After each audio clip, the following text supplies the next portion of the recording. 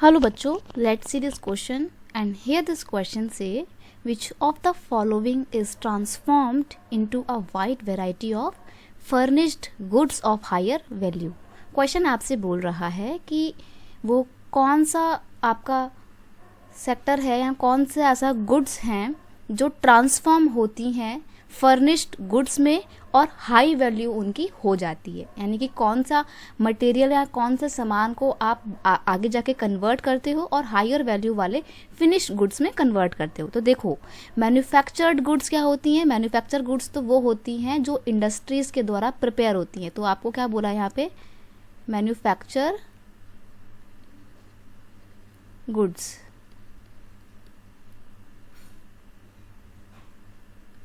तो ये क्या होते हैं? ये तो वो होती हैं जो ऑलरेडी ट्रांसफॉर्म हो चुकी हैं। तो ये तो हो गई आपकी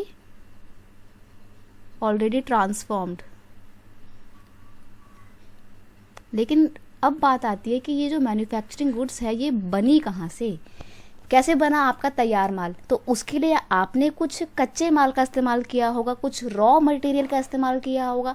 तो एग्जैक्टली आपका यहाँ पर ऑप्शन बी बिल्कुल सही है। ऑप्शन ए एलिमिनेट हो गया, ऑप्शन बी पे आप टिक करेंगे क्योंकि आप रॉ मटेरियल का यानी कि कच्चे माल का इस्तेमाल करते हो। किसका इस्तेमाल करते हो? रॉ मटेरियल का। अभी मैं आपको एग्जांपल दूंगी रॉ मटेरियल कहाँ से आते हैं।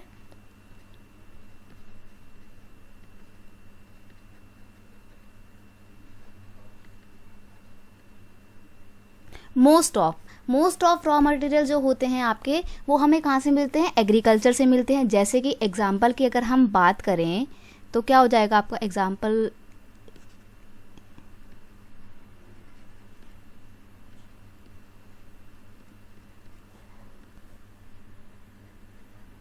गेहूं का आटा हो गया आपका। गेहूं के आटे को आपने इस्तेमाल किया क्योंकि वो कच्चा माल था। आपने गेहूं लिए, गेहूं का आटा बनाया एंड देन उस आटे का इस्तेमाल करके उसमें आप चीनी मिला के, मैदा मिला के, जो भी चीज़ें हैं मिला के क्या करते हैं, आप अपने बिस्किट को बनाते हैं। ठीक है। और बिस्किट क्या है? बिस्किट एक तरीके का आपका मैन्युफैक्चर्ड गुड है क्योंकि इसको तो बनाया गया है ना। और किससे बनाया गया है? रॉ मटेरियल से बनाया गया है। और यहाँ पे हमसे क्वेश्चन में यही पूछ रहा था कि किस चीज़ का ट्रांसफॉर्म किया जाता है एक हायर वैल्यू वाले फिनिश गुड्स में? तो रॉ मटेरियल का। आपने गेहूं का आटा मान लीजिए 10 रुपये किलो के हिसाब से खरीदा है, उसमें आपके 5 से 7 पैकेट अगर मान लीजिए बनकर आप एक पैकेट भी 10 रुपये का बेच रहे हो तो आपको कितने रुपए का फ़ायदा मिला? पूरे 50 से 70 रुपये का फ़ायदा मिल रहा है ना आपको। तो वैल्यू भी ऐड हो गई, हायर वैल्यू ऐड हो गई रॉ मटेरियल में और वो एक अच्छे गुड्स में कन्वर्ट भी हो गया। ऑप्शन भी इसलिए आपका यहाँ पे बिल्कुल सही आंसर हो जाएगा।